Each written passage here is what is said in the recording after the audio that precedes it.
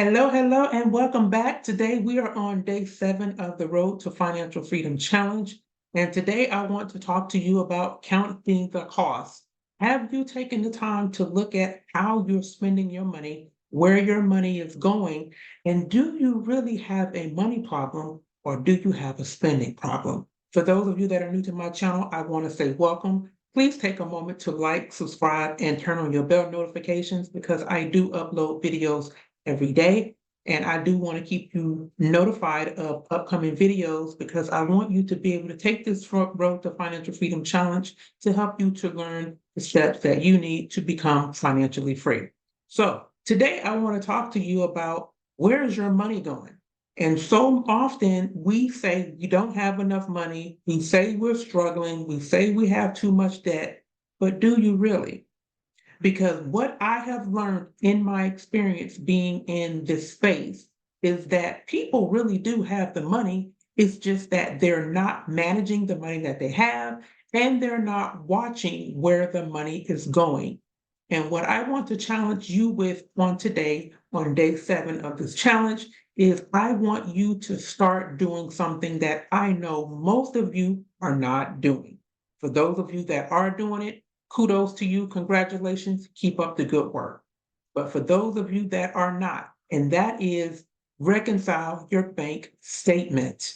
And what that simply means is you are going through that bank statement at the end of each month to identify where your money went and how much you spent. Because in most cases, most individuals are saying they're struggling financially, they don't have enough money, but when they sit down and do the math, they really do have the money. So here's what I want to challenge you to do on today. I want you to get a copy of your last 3 months of bank statements. And I want you to print out all pages and lay them side by side. But you're going to go through each one or each month one by one. And what you're going to do is you're going to set 4 categories, not 3, 4 categories across the top of each bank statement. And those categories are going to be eating out, shopping, paying bills, and miscellaneous. Eating out, shopping, paying bills, and miscellaneous. When you list those 4 categories across the top of each bank statement, get you some highlighters and you're going to identify each category under a particular color. Now, here's what's going to happen. When you go through your bank statements and you total up, for example, how much you've eaten out, just write that number across the top under that category under each bank statement.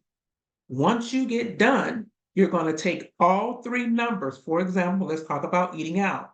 So if you spent $50 one month eating out, $150 one month, and about $45 one month, add those totals together and then divide them by 3 because you're taking 3 totals. So you want to get an average. And based on that average, it's going to tell you what are you spending on a monthly basis on average when it comes to eating out. Now, I know there are going to be some months where the numbers are going to be much higher. And even though that is the case, it is what it is, okay? The point is you ate out. And we want to make sure we're factoring in all these numbers. And the reason why we're doing this, because we are trying to figure out where your money is going. Because if you're that person that says, oh, I don't have any money, oh, I'm struggling, I feel like I'm living paycheck to paycheck, then look at where your money's going. Because out of all 4 of those categories, 3 of those areas, okay, 3 of those areas are areas that you can control and you can make the adjustments. Those areas are eating out. If you're spending, let's say, $150, $200, $400, maybe even $500 a month eating out, but you can't save, now you see the problem. What about shopping?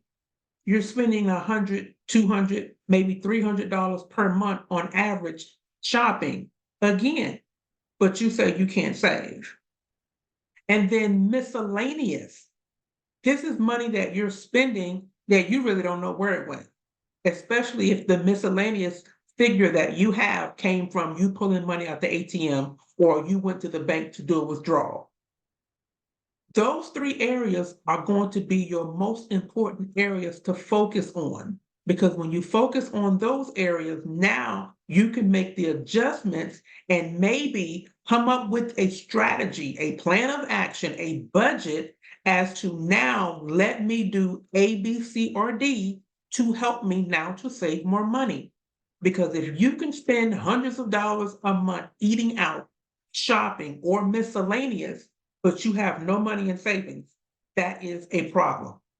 The average person or the average American does not have $1,000 in a savings account. But if you can account over a course of a whole year, add up everything that you spent, I guarantee you spend more than $1,000 eating out. And if you can spend more than $1,000 eating out, you can save. You just have to get your mind right. You just got to create a plan of action and you have to be consistent. I get it. When you start out, it's going to be hard because if you're that person who's used to eating out, you don't like to cook for whatever reason, then it's going to be a challenge for you. But you're going to have to work hard at this because at the end of the day, you're going to have to ask yourself, either you are going to do what you need to do, okay? You're going to do what you need to do to save money, or you're going to end up in the poorhouse. And I don't want to seem so drastic and be so extreme with it, but at the end of the day, if you know you're spending all this money eating out, when the rubber meets the road and you need help, are you going to be able to go to those restaurants or wherever it was you went to eat and say, I need a loan, I need help? No, they're probably going to kick you out the door and say, get out of their face. So again, it's up to you to make the decision to do what you need to do in order to help yourself, because financial freedom becomes a real big challenge, but it's also a real big reward. And that reward is that you've been able to create that time and freedom you need in your life to help you to change your life. You should not be working every single day and you do not have $1,000 that you can go put your hands on. You should not be working every day and you don't have access to the resources that you want and the resources that you need in order for you to be happy, the reason for you to feel secure. If you are so incredibly stressed out behind money and what you don't have, take this assignment very seriously, because I guarantee you it is going to be an eye opener. When you do this assignment, I want you to come back and post your numbers, post what you found, okay? Because again, you are going to find so much more money than you realize.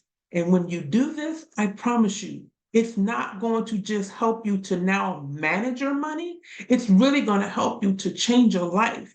And once your life has changed, your money has changed, your mind has changed, guess what? Now you're able to create the life that you want to live.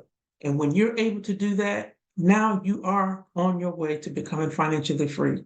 And that's what I want for each and every one of you. So have fun with this assignment and please come back and comment and let us know how it